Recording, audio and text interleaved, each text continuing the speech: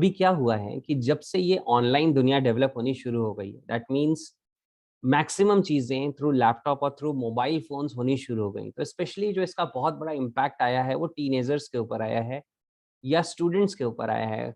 क्यों? क्योंकि पहले वो फिज़िकली स्कूल में जाते थे, कॉलेजेस में जाते थे और वहाँ पे बहुत सारी एक्टिविटीज़ होती थी, लाइव क्लासेस होती थी जिसमें वो इन्वॉल्व होते थे। मोबाइल फ़ोन यूज़ करने का बहुत ज़्यादा उन्हें टाइम नहीं मिलता था और इनफैक्ट स्कूल में भी रिस्ट्रिक्टेड होता था और घर में भी पेरेंट्स कहते थे कि मोबाइल पे लगे रहोगे तो पढ़ाई कब करोगे? तो मोबाइल फ़ोन का जो यूज़ था वो थोड़ा कम था, मिनिमम था। लेकिन अभी क्या हो गया कि एक ऐसी सिचुएशन आ गई लास्ट 2 इयर्स में कि everything came on this online platform, सब कुछ ऑनलाइन प्लेटफ़ॉर्म पे आ गया। जहाँ पे लोगों को लैपटॉप के साथ, मोबाइल फ़ोन के साथ इंटरैक्ट करना ये उनकी मजबूरी बन गई। सारी क्लासेस ऑनलाइन होनी शुरू हो गई, बहुत सारी चीज़ें ऑनलाइन आ गई। अब इसमें हुआ क्या कि ग्रेजुअली तो ये मॉडल डेवलप होता चला गया और ऑनलाइन चीज़ें सेट होती चली गई। तो इसका पावर भी है, इसकी एक पॉज़िटिव और एक अच्छी चीज़ ये रही कि जिसे हम लोग पैंडेमिक कहते हैं या जैसे अभी कोरोना वायरस का टाइम है, तो जो भी इसके बारे में हमने समझा है वो ये है कि ये फिज़िकली जब हम लोगों से मिलते हैं, लोगों के पास जाते हैं, तो स्प्रेड होने का चांस ज़्यादा होता है। तो उस सिचुएशन में क्या हुआ कि ऑनलाइन ने हमें इन चीज़ों से प्रोटेक्ट कर दिया। तो इसका एक जो पॉज़िटिव एस्पेक्ट है वो तो ये है। लेकिन इसके साथ-साथ में हुआ क्या कि लोगों के पास एक्सेस आ गया कि अब वो हमेशा 24 आवर्स अपने मोबाइल के साथ रह सकते हैं और इनफैक्ट टीनेजर्स, स्टूडेंट्स रह सकते हैं। और गेम्स हैं या कुछ ऐसी वेबसाइट्स हैं, कुछ ऐसी चीज़ें जिसमें वो इन्वॉल्व रहते हैं, जिसमें अपना बहुत सारा टाइम वेस्ट कर देते हैं और उससे रिज़ल्ट कुछ भी नहीं आता।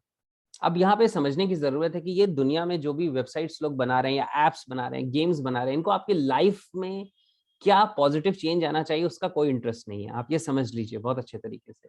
उनको सिर्फ़ एक चीज़ से इंटरेस्ट है कि हमारा फाइनेंशियल बेनिफिट कैसे होने वाला है या हमारे और ज़्यादा हम पावर कैसे गेन करने वाले हैं वर्ल्ड में और ज़्यादा कंट्रोल कैसे गेन करने वाले हैं। तो व्हाट इज़ हैपनिंग इज़ कि हमारे पास वो पावर कंट्रोल आ जाए, वो वेल्थ आ जाए, वो मनी आ जाए, वो रिसोर्सेज़ आ जाएँ और इसके लिए वो हमेशा एंगेजिंग चीज़ें डेवलप करते रहते हैं। जो गेम्स पहले हुआ करते थे, जो शायद जब हम छोटे थे तो जैसे वीडियो गेम्स हुआ करते थे, तब भी हम उसमें इतना ज़्यादा इन्वॉल्व हो जाते थे। मुझे आज भी बचपन का टाइम याद है कि मौका मिलता था स्टूडेंट को जब भी तो वो फटाफट वीडियो गेम की शॉप पे भाग के जाते थे और वीडियो गेम्स खेला करते थे, राइट? तो वीडियो गेम्स उस समय के जो बहुत ही ज़्यादा लो टेक्नोलॉजी पे थे, उस समय के अकॉर्डिंग वो टेक्नोलॉजी हाई थी, लेकिन आज के कंपैरिज़न में बहुत लो थी, आज बहुत हाई टेक्नोलॉजी आ गई। तो आपके सेंसेस को वो कैप्चर कर लेते हैं सारे तरीके से, आपको सारी चीज़ें 3D एनिमेशंस में दिखाई देती हैं। आपको जो भी चीज़ें हैं वो बिल्कुल लाइव महसूस होती हैं। उसमें जिस तरह के साउंड्स हैं, साउंड क्वालिटी है, आपका एंगेजमेंट है, ये पूरी साइकोलॉजी जो बैकग्राउंड में यूज़ हो रही है, वो एक इंसान को, एक टीनेजर को एंगेज कर देती है।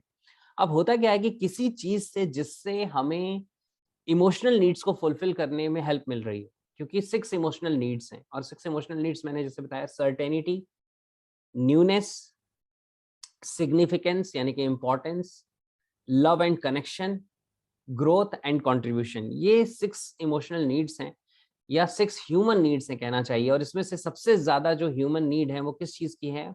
वो है लोगों को सिग्निफिकेंस की या लव एंड कनेक्शन की। या न्यूनेस की। तो ये सारी कंपनीज़ जो भी वेबसाइट्स बनाती हैं या गेम्स बनाती हैं, ये क्या करती हैं, ये इन चीज़ों को ध्यान से समझती हैं। वो हमेशा चीज़ें नई-नई आपके सामने प्रोड्यूस करती रहती हैं। आप एक लेवल खत्म करते हैं और आपको लगता है कि अभी अगले लेवल में क्या नया होगा, क्या नया आएगा अगले लेवल में, उस नए चैलेंज को फेस करने में ज़्यादा मज़ा आएगा। तो वहाँ पे वो क्या होता है, आप हुक हो जाते हैं, आप एंगेज हो जाते हैं। फिर सेम इसी तरीके से है, जहाँ पे सिग्निफिकेंस यानी इम्पोर्टेंस की बात है। जब आप किसी एक लेवल को क्रॉस करते हैं, जब आप किसी एक चीज़ पे एंगेज होते हैं, तो आपको नेक्स्ट लेवल पे जाने का मन करता है, क्योंकि आपको विक्ट्री फ़ील होती है। आपको लगता है कि मैं जीत गया या मैं जीत गई और आप नेक्स्ट लेवल पे जाते हैं।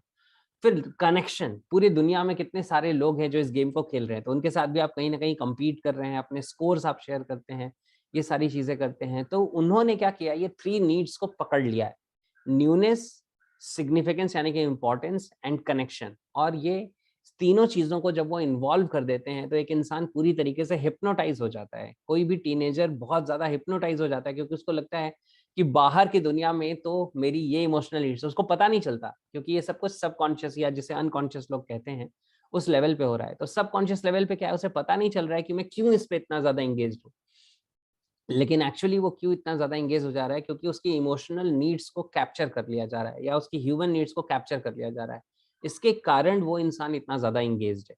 वो बच्चा इतना ज़्यादा एंगेज है। तो अब क्या करना है, इससे बाहर निकलने का तरीका क्या है? तो इससे बाहर निकलने का सबसे जो स्ट्रॉन्ग तरीका है, मेथड है, वो ये है, जिसे कहते हैं अवेयरनेस। अवेयरनेस होनी चाहिए कि मैं आपको एक एग्ज़ाम्पल देता हूँ तो आपको समझ आएगा। मैंने खुद बीटेक की है कंप्यूटर साइंस से, और जिस समय मैं बीटेक में था, हॉस्टल में हम लोग थे, तो उस समय एक गेम बहुत ही ज़्यादा फ़ेमस था जिसका नाम था काउंटर स्ट्राइक।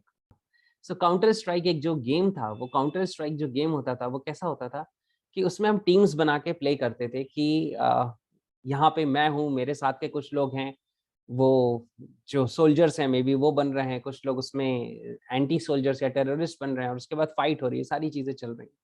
तो उसमें क्या होता था, क्योंकि कनेक्टिविटी है, इतने सारे लोग एक साथ उस गेम को प्ले कर रहे हैं, ये सारी चीज़ें हो रही हैं, और जो भी हमारे पास सिस्टम थे, ऑडियो सिस्टम्स थे, लोगों के उस समय पास लैपटॉप कम लोगों के पास होता था, कंप्यूटर होता था।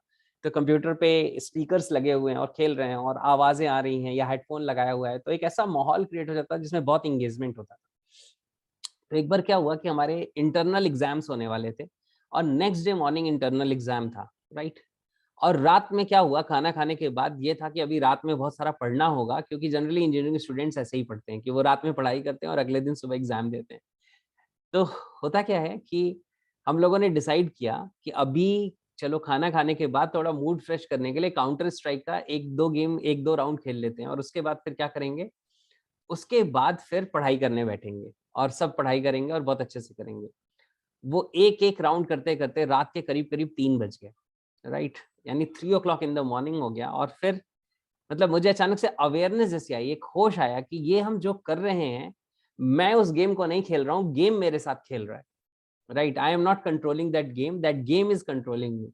और फिर मैंने कहा कि now I am deleting this game from my system, because इस अगले नेक्स्ट एग्ज़ाम के लिए तो जो चीज़ें खराब होनी थी वो तो हो ही चुकी हैं, लेकिन आगे ऐसा ना हो, तो मैं इस गेम को अपने सिस्टम से डिलीट करने वाला हूँ। तो मेरे रूममेट्स ने बोला, "अरे वेद भाई क्यों डिलीट कर रहे हो? आप मत खेलना, हम लोग तो खेलेंगे।" मैंने कहा कि अभी रहेगा सिस्टम में तो फिलहाल मैं खेलना चाहूँगा। तो let me put it aside for some time so that पहले मैं उसके ज़ोन से बाहर आऊँ। तो वहाँ पे मैंने जो चीज़ समझी, मैं हर टीनेजर को ये रिकमेंड करूँगा कि आप ये अपने आप से क्वेश्चन पूछिए। मैं ये नहीं कह रहा गेम खेलना बुरा है या मोबाइल यूज़ करना बुरा है, लेकिन मैं ये कह रहा हूँ कि अपने आप से एक सवाल पूछ के देखिए कि whether I am controlling that mobile और that mobile is controlling me. Whether I am playing that game और the game is playing with me. मैं खेल रहा हूँ या गेम मेरे साथ गेम खेल रहा है, राइट? ये समझने की जरूरत है, और जैसे ही आपको ये समझ आना शुरू हो जाता है कि the game is playing with your mind या it is playing with your life, तो फिर आपको जो अवेयरनेस आती है, उस अवेयरनेस के साथ आप इससे बाहर आ सकते हैं। तो ये एक बहुत ही ज्यादा इंपॉर्टेंट चीज है जिसे समझने की जरूरत है। दूसरी जो चीज है वो ये है कि जिस भी चीज में आप इन्वॉल्व हैं, अगर आप एक टीनेजर हैं तो ये ध्यान से समझने की जरूरत है, जिस भी चीज़ में आप इन्वॉल्व हैं, अगर आप उसे अनफ़ोल्ड करके देखें कि अगर इसको जिसमें आप इन्वॉल्व हो, अगर आप इसी में इन्वॉल्व रहे, तो आपकी ज़िंदगी में आगे इसके रिज़ल्ट्स क्या आने वाले हैं, कॉन्सिक्वेंसेज़ क्या आने वाले हैं, नेक्स्ट 5 इयर्स में, 10 इयर्स में लाइफ़ कैसी होने वाली है, सोच के देखिए।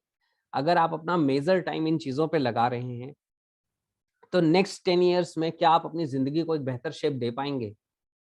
और अगर आप इसे सिर्फ एंटरटेनमेंट पर्पस के लिए यूज़ करते हैं, कभी-कभी यूज़ करते हैं, तो फिर नेक्स्ट 10 इयर्स में जब आप अपनी मेजर चीज़ों पे यानी कि पढ़ाई पे और बाकी चीज़ों पे ध्यान दे रहे हैं, तो नेक्स्ट 10 इयर्स में क्या होने वाला है? और जब हम ये करेंगे तो बहुत-बहुत सारी चीज़ों की क्लैरिटी आ जाएगी, क्योंकि 2 पिक्चर्स दिखेंगे, जो एक picture it is like hell, वो नज़र आएगा कि मैंने ज़िंदगी का बहुत सारा टाइम उस गेम में तो लगा दिया। आज वो शायद गेम भी एक्ज़िस्ट नहीं करता है, क्योंकि अब तक वो तब तक वो आउटडेटेड हो चुका होगा, और सिर्फ़ उस पे एक ब्रांडिंग, एक चीज़ क्रिएट हो जाएगी कि ओके दिस इज़ समथिंग जिसको मैंने किसी टाइम पे एन्जॉय किया था, लेकिन रिज़ल्ट उससे ज़िंदगी में कुछ नहीं आया। इसके कंपैरिज़न में जब हम रियली अपनी पढ़ाई पे, अपनी चीज़ों पे फ़ोकस करेंगे, जिससे लाइफ़ बिल्ड हो रही है, जब हम उस पे फ़ोकस करेंगे तो लाइफ़ कुछ ज़्यादा बेहतर बिल्ड होगी, एक ज़्यादा खूबसूरत ज़िंदगी होगी। तो एंटरटेनमेंट का टाइम जो होता है वो हमेशा कम होता है, और इसके अलावा जो बाकी चीज़ें होती हैं उसमें हमारा ज़्यादा टाइम इन्वॉल्व होना चाहिए। जो एजुकेशन है या जो हम अपने गोल्स पे काम करते हैं, अपनी लाइफ़ के अपग्रेडेशन पे काम करते हैं, वो करते-करते जब रिफ्रेशमेंट चाहिए तो गेट दैट एंटरटेनमेंट। लेकिन एंटरटेनमेंट का टाइम एक्सपैंड हो जाए और जिस पे हम लाइफ पे वर्क कर रहे हैं वो श्रिंक हो जाए, तो लाइफ बहुत ही ज़्यादा क्रिटिकल हो जाएगी। और ये बात जब समझ में आनी शुरू हो जाती है तो इंसान का बिहेवियर चेंज होना शुरू हो जाता है। मुझे भी पता है वो टीनेजर ऐसा नहीं है कि वो गेम में ही इन्वॉल्व रहना चाहते, लेकिन गेम उनके साथ गेम खेल रहा है। उनका माइंड जिस तरीके से इमोशनली वहाँ पे सैटिस्फाइड हो रहा है, वैसा सेटिस्फेक्शन उन्हें दूसरी चीज़ों से नहीं मिल रहा है, क्योंकि वहाँ पे इंस्टेंट सेटिस्फेक्शन है। अभी किसी गेम का लेवल क्रॉस किया और अभी वो एक्साइटमेंट, वो सिग्निफिकेंस, वो इम्पोर्टेंस फ़ील होने लगती है। लेकिन बाकी जगहों पे जहाँ पे हम अपने गोल्स क्रिएट करते हैं, उसके लिए काम करते हैं, तो वहाँ पे रिवॉर्ड्स डिले होके आते हैं, फ्यूचर में आते हैं। तो प्रेज़ेंट में एफर्ट करना और फ्यूचर में रिजल्ट्स क्रिएट करने में लोगों को लगता है कि वो रिजल्ट तो मिला नहीं, इंस्टेंटली तो मिला नहीं, और इसीलिए वो गिव अप कर देते हैं, राइट? तो if you are a teenager, या अगर आप इस वीडियो को देख रहे हैं, जैसे इस वीडियो को मैं यूट्यूब पे शेयर करने वाला हूँ, ये यूट्यूब पे ही बहुत सारे लोग देख रहे होंगे, तो आई स्ट्रांगली रिकमेंड कि आस्क योरसेल्फ कि whether you are playing the game और the game is playing with you. और फिर अगर आपका जो आंसर है वो ये है कि गेम आपके साथ खेल रहा है, तो आपको सोचने की ज़रूरत है कि फिर सोचो आपकी लाइफ का क्या होने वाला है। So be the controller, be the owner, और उसके बाद फिर आप अपनी ज़िंदगी को ज़्यादा बेहतर तरीके से डिज़ाइन कर सकते हैं, शेप कर सकते हैं। ये कोई और किसी को समझा नहीं सकता, कोई पेरेंट फ़ोर्स करके किसी को दूर भी कर देगा अगर मोबाइल फ़ोन से, लेकिन जब तक वो बच्चा खुद अपनी लाइफ में ज़्यादा इम्पोर्टेंट चीज़ों का इम्पोर्टेंस नहीं देगा, तब तक वो वापस उसी ट्रैक पे आता रहेगा। वापस उसी जगह पे जाके एंगेज हो जाएगा, इन्वॉल्व हो जाएगा, और शायद कोई रोक नहीं पाएगा। तो it is the responsibility of the person, it's himself और हरसेल्फ, कि वो अपने आप को इससे बाहर निकाले, राइट?